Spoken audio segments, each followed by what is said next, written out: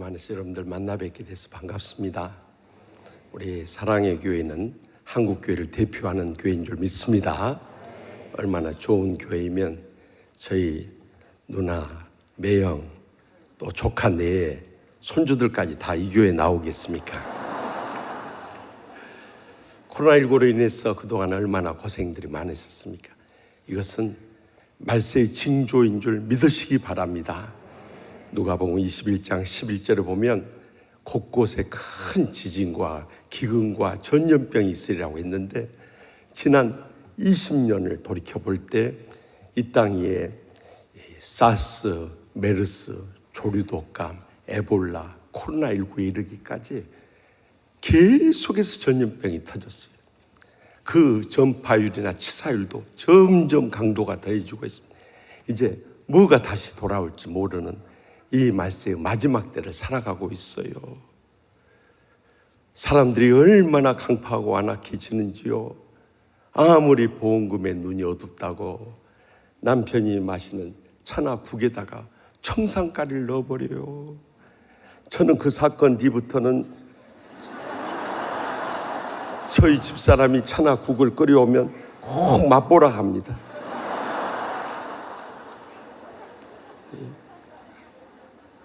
또 남편이 피곤해 지쳐서 돌아오면 좀 쉬게 해줘야 할 거 아니에요. 밤늦게 산책 가자고 해놓고 사람 시켜서 덤프트럭으로 밀어버려요. 그래서 저는 그 사건 뒤부터는 저희 집사람이 밤늦게 산책 나가자면 죽어도 피곤해서 못 나간다고 합니다. 왜냐하면 언제 덤프트럭으로 밀어버릴지 모르니까요. 정 산책하고 싶으면 내일 새벽기도 끝나고 헌할 때 가자고 합니다. 남편이 피곤해서 잠들어 있으면 푹 쉬게 해줘야 할 거 아니에요. 자기 다리에나 신어야 할 스타킹으로 남편 얼굴에 뒤집어 씌워가지고 목 졸라 죽이는 세상이에요. 그래서 저는 그 사건 뒤부터는 잘 때 꼭 목도리하고 마스크하고 자요. 지난 여름에 그렇게 잤더니 저희 집사람이 날씨도 더운데 뭔 목도리를 하고 마스크를 하고 자냐고 그래서 목 보호하느라고 그런다고 그랬습니다. 이렇게 가장 가까운 이 남편이나 아내도 믿을 수 없는 세상이 되어버렸어요. 말세의 마지막 때인 줄 믿으시기 바랍니다. 이렇게 만물의 마지막이 임박했을 때 우리의 남은 때를 어떻게 살 것인가 하는 것이죠. 오늘 본문 베드로전서 4장 7절 말씀 다시 한번 다 함께 읽겠습니다. 만물의 마지막이 가까이 왔으니 그러므로 너희는 정신을 차리고 근신하여 기도하라. 아멘. 만물의 마지막이 가까이 왔을 때 우리가 깨어 기도하는 길밖에 살 길이 없는 줄 믿으시기 바랍니다. 저는 명성교회 특별 새벽기도도 가보고 또 우리 이 사랑의 교회 특별 새벽 부흥에도 와봤습니다만, 이 양대 교회들이 한국교회를 대표해서 코로나19의 어려운 때 회복을 넘어 부흥의 불길을 일으킬 수 있음을 인해 감사드립니다. 말세의 마지막 때 기도줄 붙잡는 것부터 우리의 신앙을 다시 한번 새롭게 일으켜 세울 수 있길 바랍니다. 부족한 정도 미국 유학 다녀와서 3년 교수 생활하다가 23년 전에 치유하는 교회에 부임을 했어요. 저희 교회가 옛날 이름이 화곡동 교회였습니다. 얼마나 싸우는 교회였는지 장로님들부터 모범적으로 싸워버려요. 당회가 처음 열리자마자 남북이 대치하듯이 이렇게 마주보고 앉아서 당회가 시작되자마자 큰 소리가 터져나와요. 장로님들도 당회하다 보면 열받아서 왜 큰 소리 안 터져나오겠어요. 그런데 조금 있으니까 세상 방언이 터져버려요. 사랑의 교회 성도님들은 순수하셔서 세상 방언을 모르시는 모양이요. 갑자기 혀가 꼬부라지면서 쌍시오 발음이 나오는 거예요. 저는 처음에는 충격을 받았습니다. 어떻게 장로님들이 저렇게 세상 방언을 유창하게 하실까? 그런데 조금 더 있으니까 감정을 못 이기니까 자리를 박차고 일어나서 달려들어서 몸싸움을 시작한다. 야, 뭐 달로마 너 어디가 하면서 붙잡고 싸우는데요. 제가 42살의 젊은 나이에 이 60대 장로님들이 맞붙어 싸우는데 구경만 할 수 없어요. 그래서 달려들어서 막 뜯어 말린데, 여러분 남편이나 자식들 막 싸우러 뛰쳐나갈 때요, 손발 붙잡으면 다 뿌리쳐요. 그때 어디를 붙잡아야 되냐면 혁뒤를 잡아야 되는 거예요. 허리의 중심이 허리에 있기 때문에 허리를 붙잡고 막 뜯어 말려요. 저는 고등학교 때 유도를 배웠는데 지금까지 써먹을 기회가 없었어요. 그 교회 가서 처음 써먹었습니다. 지금은 웃으면서 말하지만 그때는 비참한 거예요. 이런 장로님들, 집사님들과 어떻게 평생 목회할 것인가 앞이 캄캄했어요. 그래서 싸우는 모습을 보면서 저는 마음속으로 기도했어요. 하나님 아버지, 언제까지 저렇게 싸우는 모습을 보면서 목회하든지. 새벽마다 엎드려서 기도했어요. 하나님 아버지, 우리 교회 더 이상 싸우지 않게 하여 주시옵소서. 그뿐만이 아니요, 우리 교회는 고소의 달인들이 있어가지고 얼마나 고소를 많이 하든지.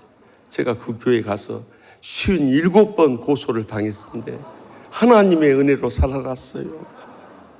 고소를 안 당해본 분들은 뭔 말인지 모를 것이요, 고소를 당해보신 분들은 아, 고생 좀 했겠구나 하고 알 것이요.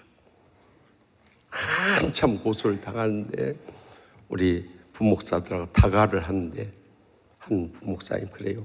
형님이 왜 그렇게 고소를 많이 당한 줄 오늘 그 이유를 알았습니다. 그래요. 제가 깜짝 놀라서 그 이유가 뭔가 그랬더니, 형님 아까부터 보니까 너무 좋아하는 과자를 끊어야 되겠습니다. 그래요.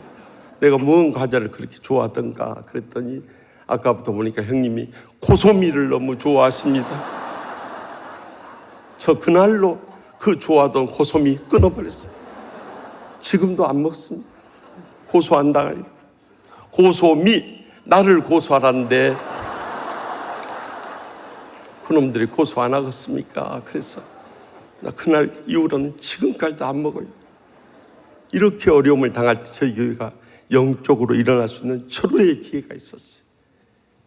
새벽 기도 마치고 제단 앞에 엎드려서 기도하고 있는데 누가 옆에서 목사님 하고 울부짖는 소리가 나요. 눈을 떠보니까 60대 부부가 무릎을 꿇고 눈물을 주룩주룩 흘리고 있는 거예요. 그래서 무슨 일이냐고 했더니 직장에서 건강검진을 했는데 간암에 걸려서 이미 다 퍼져가지고 2개월 밖에 못 산다는 거예요. 그러니 이 두 네 분이 뜬 눈으로 밤을 지새우고 그 다음날 새벽제에 나와서 눈물 흘리면서 목사님 어떻게 하면 좋아요? 어떻게 하면 좋아요? 하는데요, 그때처럼 목사로서 난감한 때가 없습니다.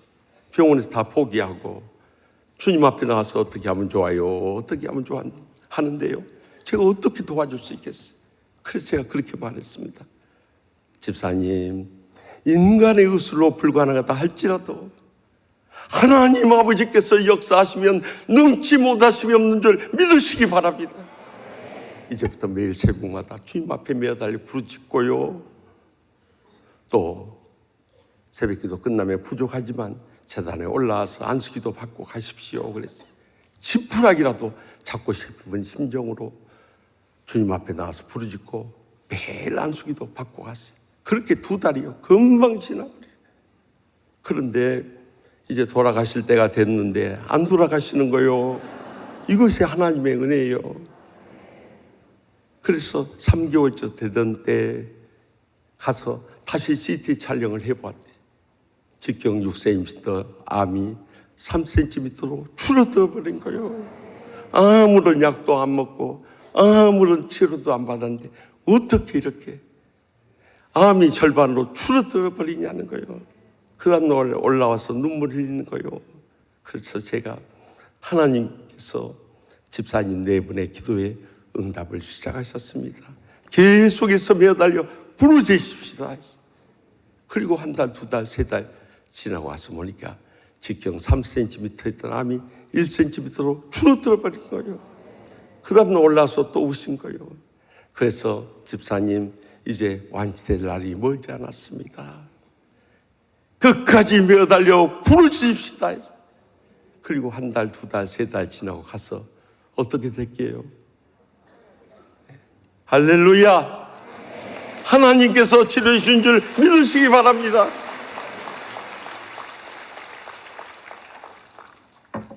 이 사건은 영적으로 잠들고 병들고 죽어하던 저희 치유하는 교회 기도의 불을 붙인 사건이었어요.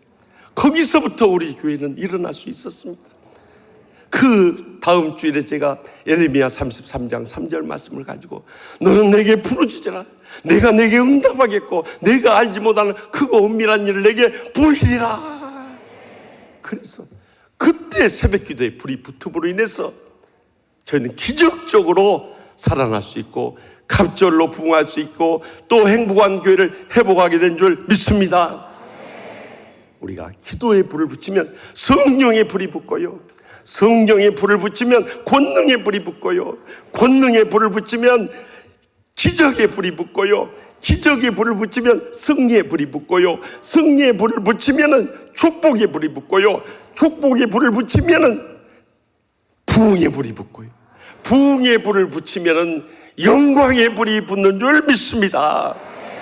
이제 이번 가을 글로벌 특별 새벽 부흥회를 통해서 다시 한번 우리의 점점 식어져 가는 기도의 불부터 붙일 수 있길 바랍니다. 여기서부터 성령의 부흥의 불길이 뜨겁게 사랑의 교회를 통해서 우리 한국 교회를 일깨우고 또한 우리 한국 교회를 통해서 세계 열방을 뜨겁게 일으켜 세워나갈 줄 확실히 믿습니다. 계속해서 본문 8절 말씀 다 같이 읽겠습니다. 무엇보다도 뜨겁게 서로 사랑할지니 사랑을 허다한 죄를 덮느니라. 아멘. 저는 공대를 나와서 그런지 모르지만요, 성경을 읽을 때 왜 주님이 말씀하셨습니까? 이 사건을 터뜨리셨습니까? 늘 여쭤보면서 성경을 읽는데요, 제가 여기서 한 가지 의문이 있었어요. 기독교의 최고 덕목은 사랑 아닙니까? 그렇기 때문에 만물의 마지막이 가까이 왔으니 라고 말씀하신 다음에 무엇보다도 뜨겁게 서로 사랑할지 사랑은 허다한 죄를 덮느니라 하고 그 다음에 그러므로 너희는 정신을 차리고 근신하여 기도하라 말씀하실 것 같은데 주님께서는 거꾸로 말씀하신다는 거예요. 그래서 제 마음속에 또 베드로 사도가 받아 적다가 졸아버린 거 아닌가 하는 의혹까지도 가졌어요. 그런데 부족한 종이 미국 유학 시절에 시카고 한인연합 장로교를 담임했었는데 33살의 젊은 나이 뭘 알겠습니까? 그러니 목회가 너무너무 힘든 거예요. 다른 것이 힘든 것이 아니라 목사의 복음을 위한 열정과 교회를 위한 헌신을 교인들이 몰라주는 거예요. 그래서 불평하고 원망하는 거예요. 그것만 하면 좋은데 돌아서서 비방하고 험담하는 소리가 들려오는데요, 이건 당신만 알고 절대 비밀로 하라고 그 소리까지 전해지네요. 그러니 얼마나 교회 문제로 인해서 마음이 아픈지 누구한테도 말하지 못하고 새벽제단 유일하게 저의 마음을 쏟아놓을 수 있는 것이 새벽제단이었어요. 그런데 새벽 기도가 나올 때는요, 그래도 상처를 덜 받은 거예요. 너무너무 상처받으면요 1시간이고 2시간이고 눈물 흘리다가 일어선 적이 한두 번 있었어요. 근데 어느 날 새벽에 성령께서 저를 깨우쳐주는 거예요. 김 목사는 왜 교회 문제를 놓고 기도하면서 문제를 일으키는 교인들을 위해서는 기도하지 않느냐 하시면서 마태복음 5장 44절 말씀을 떠올려 주셨어요. 나는 너희에게로니 너희 원수를 사랑하며 너희를 박해한 자를 위하여 기도하라 하시는 거였어요. 그래서 그날 새벽부터 문제를 일으키는 교인들 또 그 부인들 그 자식 새끼들까지 이름을 다 불러가면서 기도를 시작했어요. 그 인간들 사랑하게 해달라고, 용서하게 해달라고, 화해하게 해달라고 그렇게 기도했어요. 한 주간 내내 기도하고 나서 주일날 딱 마주친대요. 옛날 같으면 저기서 나타나면 못 본 채 하고 옆으로 싹 빠져나갔어요. 왜냐하면 마주치면 상처의 감정이 막 솟구치니까요. 그런데 한 주간 내내 기도하고 나서 주일날 딱 마주친대요. 저도 모르게 발걸음이 그쪽을 향해 가는 거예요. 제가 반갑다고 먼저 손을 내밀어 악수를 청하고 사랑으로 끌어안는 거예요. 그러면서 한 사람 변화되기 시작한 거예요. 그런데 그렇게 기도하고 사랑해줘도 안 변한 인간들은 안 변합니다. 아마 태어나면서부터 목사 괴롭히는 은사를 타고난 사람들. 그러니 제가 어떻게 감당을 하겠어요? 그런데요, 제가 예나 지금이나 늘 참 소중한 시간을 갖는 것은 새벽기도 끝나고 목양실에 와서 말씀을 묵상한대요. 그때 시편을 읽고 있었어요. 저는 그 전까지만 하더라도 시편은 고난 속의 승리의 찬양시로만 알았어요. 근데 그때 제가 받은 은혜는 시편이야말로 우리의 상한 마음을 치유하는 치유서였어요. 여러분들 마음 괴롭고 힘들 때 꼭 시편을 읽어보세요. 여러분의 심정이 거기에 다 나와 있어요.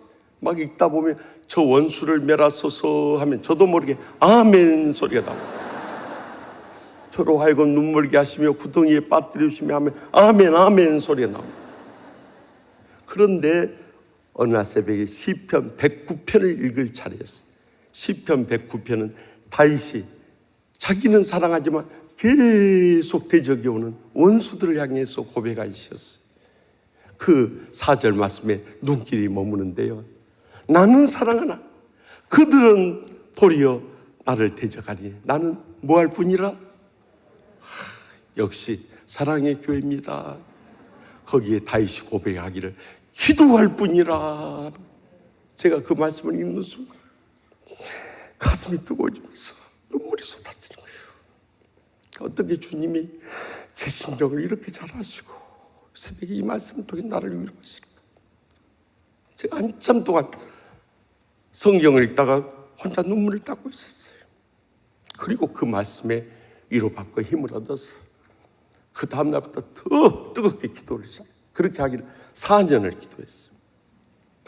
박사학위를 받고 장로의 신학대학원 은사 교수님들이 한국으로 돌아오라고 그랬어. 당연히 사임서를 냈어요. 그때 우리 장로님들이 우리는 사임서 못 받으니까 재직회 허락받고 가라는 거예요. 그래서 재직회를 열었어요. 그랬더니 그동안 큰 위로와 힘이 됐던 장로님, 권사님, 집사님 다 반대하고 일어서는. 그런데 놀라운 것은 처음 갔을 때 그렇게 험담하고 비방하고 상처 주던 그 인간들이 손을 들더니 하는 말이 목사님 처음 오셨을 때 저희가 힘들겠는데 이제 은혜 받고 열심히 신앙생활 하려고 하는데 어떻게 목자가 양을 두고 떠날 수 있습니까? 이러고 달려드는 거예요. 그러니까 제 마음속에 차라리 잘해줬던 교인들이 붙잡으면 뿌리치기가 더 쉬운데 그렇게 힘들게 했던 그 인간들이 붙잡으니까 더 뿌리치기가 힘들어 버려요. 막 마음속에 이렇게 붙잡을 것 같으면 진작 잘해줄 것이지 이런 마음이 드는 거예요. 결국에는 제가요 1년 그러면 더 기도하십시다. 그리고 1년 뒤에 하나님께서 제 마음을 한국으로 가도록 하면 그때는 선교사 파송하는 심정으로 보내주시고요. 그 사이에 제 마음을 바꾸면 제가 이곳에 뼈를 묻겠습니다. 그랬어요. 그리고 1년이 지났는데 계속 주님께서 저를 한국으로 강권하시는 거예요. 그래서 1년 뒤에 다시 재직회를 열어서 사실대로 말했어요. 제가 아무래도 한국으로 돌아가야 할 것 같습니다. 그랬더니 그때는 서로 약속한 것이 있었기 때문에 말도 못하고 고개를 숙여 눈물만 흘리다가 그 재직회를 마쳤어요. 저는 시카고 연합장로교를 떠난 지 벌써 25년의 세월이 지났어요. 그날 새벽마다 그 교회를 위해서 기도할 때마다 그때 목회에 큰 위로가 되고 힘이 되었던 장로님, 권사님, 집사님들도 잊을 수 없을 뿐만 아니라 그렇게 힘들게 하다가 오헤오 공항에 나와서 마지막 저를 붙잡고 눈물 흘리던 그 교인들, 평생 잊을 수 없는 교인들. 그때 저는 깨달았어요. 왜 주님께서 기도하라고 하시고 그 다음에 사랑하라고 하시는 거예요. 기도하지 않는 사람은요 자기 마음에 들고 자기 말 잘 듣고 자기한테 잘해준 사람만 사랑해요. 그러나 기도하는 사람들은 아무리 우리 가슴에 못질을 하고 피눈물을 흘리게 하고 일생을 우리가 불행과 고통 속에 몰고 가는 그런 교인들을 할지라도요 내가 사랑해 주지 않으면 저 인간들 누가 사랑해 주겠는가? 내가 불쌍히 여기지 않으면 누가 저 인간들을 불쌍히 여기주겠는가? 내가 용서해 주지 않으면 누가 저 인간들을 용서해 주겠는가? 그때 저는 이 깊은 진리를 깨달았어요. 여러분, 우리가 기도하며 사랑해야 할 원수들이 우리 주위에 얼마나 많이 있습니까? 멀리 갈 것도 없어요. 마태복음 10장 36절에 사람의 원수가 자기 집안 식구리라 그랬어요. 여러분, 이웃집 아저씨 아줌마들이 여러분 불행하고 고통스럽게 하는 거 아니요? 그 인간이 우리의 가슴에 못질하고 피눈물 흘리게 하고 그 집안 시족들이 우리를 괴롭히고 힘들게 하는 거요. 오늘 또 특별 새벽 부흥회 마치고 집에 가보십시오. 방 안에 자빠져 뒹굴고들 있을 거예요. 그러니 우리가 사랑해주지 않으면 그 영혼들 어떻게 되겠냐 이 말이죠. 뿐만 아니라 두 번째 원수들은 믿음의 가족이라는 교회 안에 있어요. 그래서 저놈은 좀 안 나왔으면 좋겠다. 가까운 교회도 많은데 왜 사랑의 교회 나오냐고 그런 사람 있을 거예요. 목사인 저도 있는데 가까운 교회 나가지 왜 구역구역 교회 나오면서 힘들게 하는지 모르겠다고 그런 사람. 그러나 돌이켜보면 우리가 사랑해주지 않으면 누가 사랑하고, 우리가 치유하지 않으면 누가 치유하고, 우리가 그들을 변화시키지 않으면 누가 변화시킬 수 있겠냐는 거예요. 그렇기 때문에 우리 사랑의 교회가 이 마지막 때 한국 교회를 변화시키고 이 한국 사회에 이념화되어 있는 이 사회의 장벽을 무너뜨려야 할 때인 줄 믿으시기 바랍니다. 마지막으로 본문 9절에서 10절 말씀 다 같이 읽겠습니다. 서로 대접하기를 원망 없이 하고 각각 은사를 받은 대로 하나님의 여러 가지 은혜를 맡은 선한 청지가 서로 봉사라 하면, 글쎄 마지막 때 우리가 해야 할 것은 선한 청지같이 봉사해야 한다는 거예요. 청지기는 주인이 아닙니다. 스튜어드라고 해서 관리인이란 뜻이에요. 우리 인생의 주인은 주님밖에 없는 줄 믿으시기 바랍니다. 우리는 다 맡아 관리하는 관리인에 불과한 거예요. 우리의 몸도 마음도 시간도 재능도 물질도 생명도 심지어 우리 자녀들의 장래도 주님 손에 달려있는 것입니다. 그렇기 때문에 내 것이라 생각해서는 안 되는 거예요. 주님께 쓰시겠다면 언제든지 내놓을 수 있어야 돼요. 왜냐하면 어차피 욥이 고백했듯이 욥기 1장 21절에 이르되 내가 못해서 알몸으로 나와 싸운 줄 또한 알몸이 그리로 돌아가올지라 주신 이도 여호와시요 거두신 이도 여호와시요 여호와 이름이 찬송을 받으실지니. 주님께만 감사와 찬송과 영광을 돌려야 하는 거예요. 그런데 우리가 주인 되어 있기 때문에 주님께 시간 내라 해도 못 내요. 주님께서 뭐 바치라도 못 바치, 주님께서 물질 바치라면 더 못 바쳐요. 주님께서 자녀 바치라면 여러분 바칠 수 있겠습니까? 그러나 여러분 분명히 기억해야 할 것은 누가복음 6장 38절에 주라 그리하면 너에게 줄 것이니 되어 누르고 흔들어 넘치도록 너에게 안겨주리라. 너희 헤아림으로 너희가 도로 헤아림을 받을 것이니라. 우리의 청지기적인 봉사는 절대 손해가 아니라는 것을 잊지 마시기 바랍니다. 그것이 더 큰 은혜로 쏟아지고요, 더 큰 축복으로 쏟아지고요, 아멘 할 때까지 할 거예요. 더 큰 행복으로 쏟아지고요, 더 큰 기적을 일으킬 줄 믿으시기 바랍니다. 제가 시간이 없기 때문에 저희 가정 이야기하고 마치겠습니다. 저희 아버지는 저기 남쪽 땅끝마을 전라남도 해남군 하운면 장충리 244번지 빈농의 가정에 태어났어요. 우리 할아버지 할머니는 그렇게 찢어지게 가난하면서 무슨 금슬이 그렇게 좋다고 자녀를 9명이나 낳아버렸어요. 깊이 사랑의 마음으로 받아들이면 이해는 돼요. 요즘처럼 TV도 없고 밤에 할 일이 뭐가 있었겠어요. 그런데 전염병으로 인해서 형제 두 분이 잃고 우리 아버지가 이 7남매 장남으로서 보니까 희망이 안 보이는 거예요.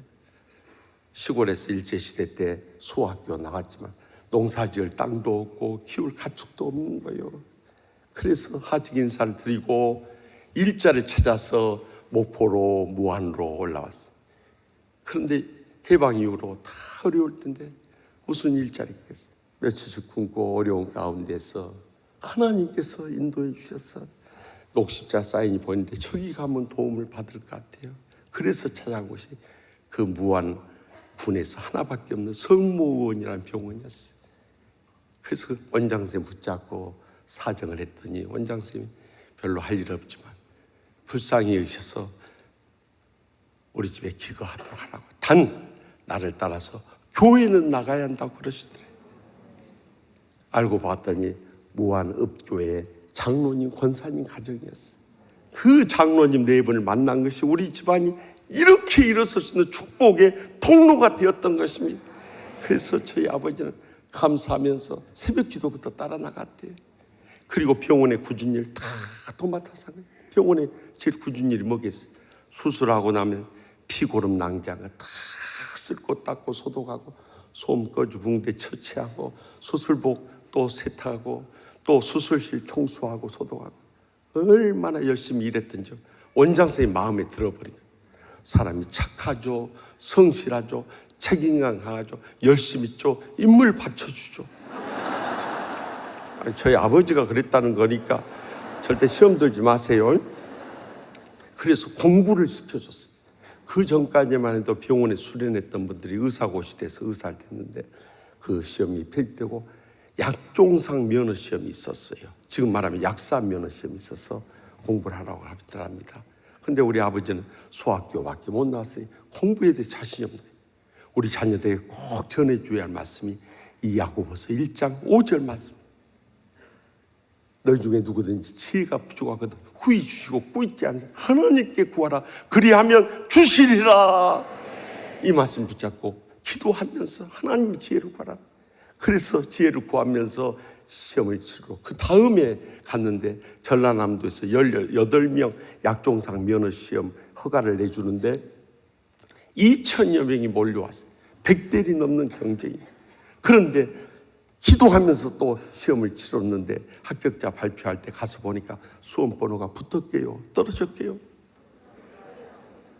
어떻게 그렇게 믿음이 흔들리세요? 좋게 붙었다고 하면은 은혜라도 받을 텐데 수험번호가 다 붙어 있더래.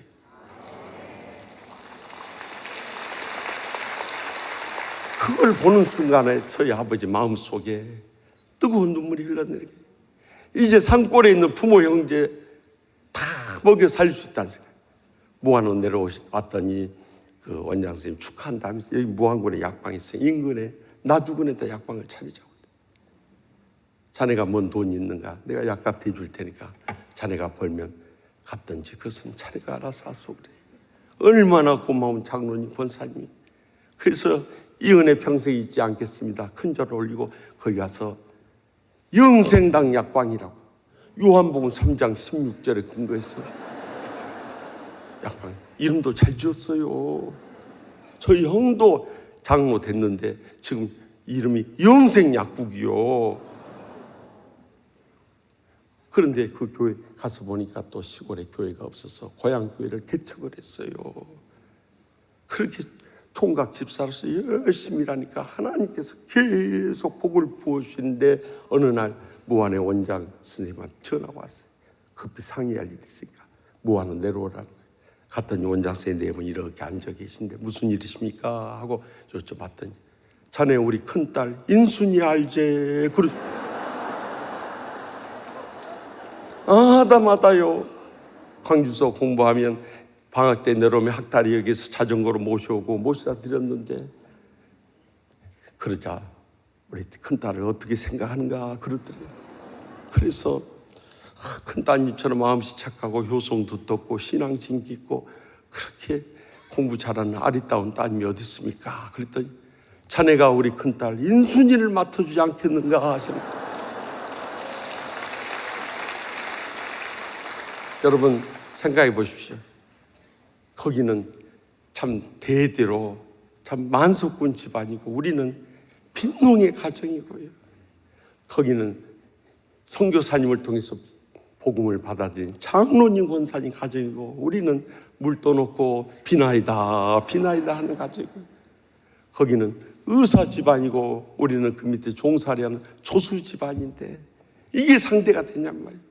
너무너무 감격해서 항공 무지로소이다 관두시지 마시옵소서 해가지고 그 따님하고 결혼해서 난 아들이 바로 저예요. 저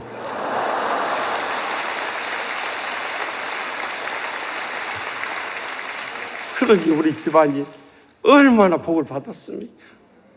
그래서 저기 해남 시골에 있는 할아버지, 할머니, 삼촌, 고모들 전부 광주에다 살림집을 차려주고 동생들한테 그런 거요. 너희들 이제부터 나를 따라서 예수님을 믿는 거다. 그날로 우리 집안이 다 복음화 되어가지고요.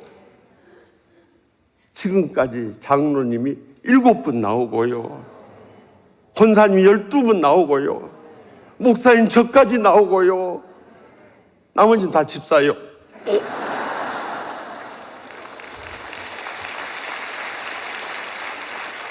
집도 다 샀어요. 그래가지고. 네. 그뿐만 아니라 아버지가 약업계에 종사하시다 보니까 동생들 다 의대, 약대, 간호대 보내고, 우리 오남매 형제들도 다 의사, 약사, 한의사, 간호사 가정 이루고 저만 목사 된 거예요. 그러니 얼마나 믿음의 복을 받았어. 그러면 제가 말씀드리고자 하는 거예요. 어떻게 해서 그 복을 받았냐 이거예요. 저희 부모님은 어렸을 때부터 저에게 항상 하나님 중심으로 살아야 된다. 둘째, 성경 중심으로 살아야 된다. 셋째, 교회 중심으로 살아야 된다. 이것을 몸소 본을 보이면서 가르쳐 주셨어요. 그래서 예배를 생명같이 여겨야 한다. 저희 교회는 코로나19 때도 예배당 문 안 닫았어요. 예?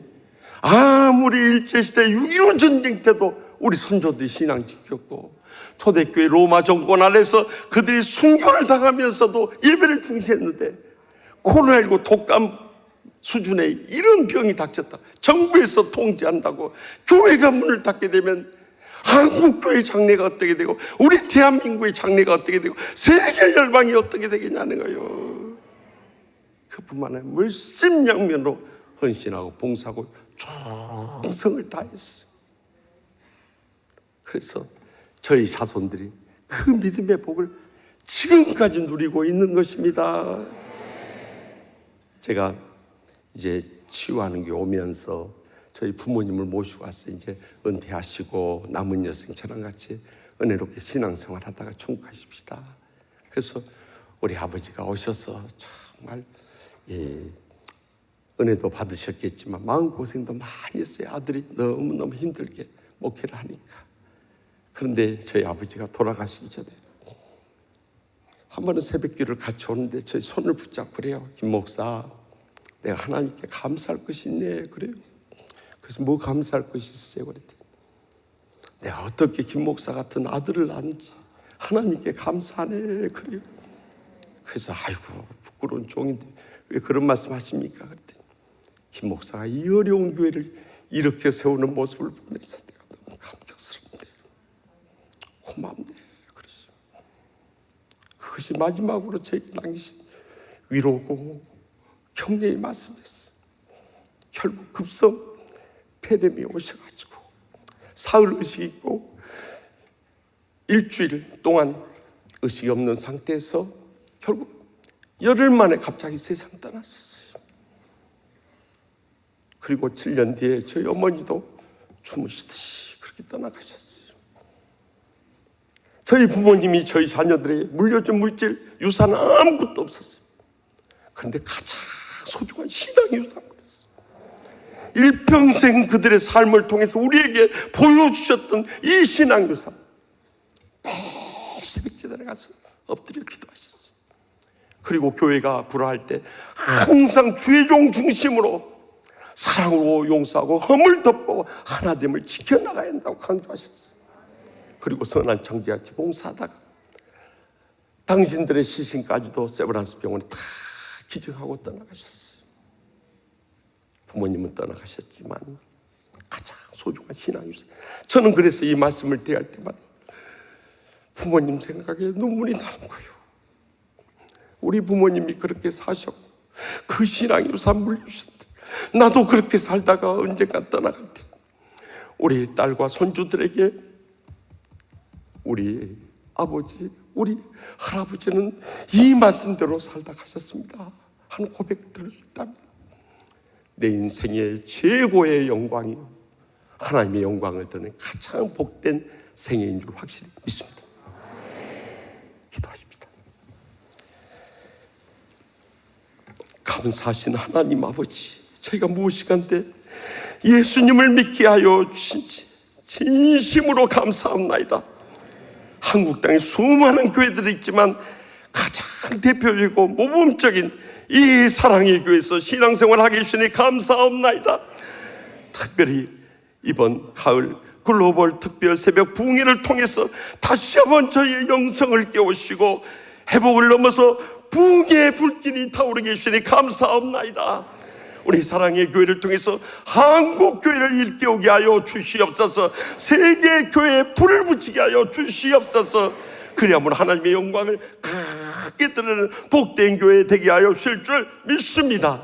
이를 위해서 오 목사님을 세우시고 또 우리 모두가 합심합력해야 되겠사오니 오늘 주신 말씀처럼 만물의 마지막이 가까워진 때 깨어 기도하게 하여 주시옵소서. 원수라도 뜨겁게 사랑하게 하여 주시옵소서. 선한 정기같이 봉사하며 살게 하여 주시옵소서. 그리고 이 땅의 사명 다 하고 떠나가는 그 마지막 순간까지 우리 자녀손들이 우리 부모님, 우리 조부모님의 그런 신실한 신앙의 모범을 유산으로 삼아서 초대교회 신앙이 계속 주님 오실 때까지 이어지게 하여 주시옵소서.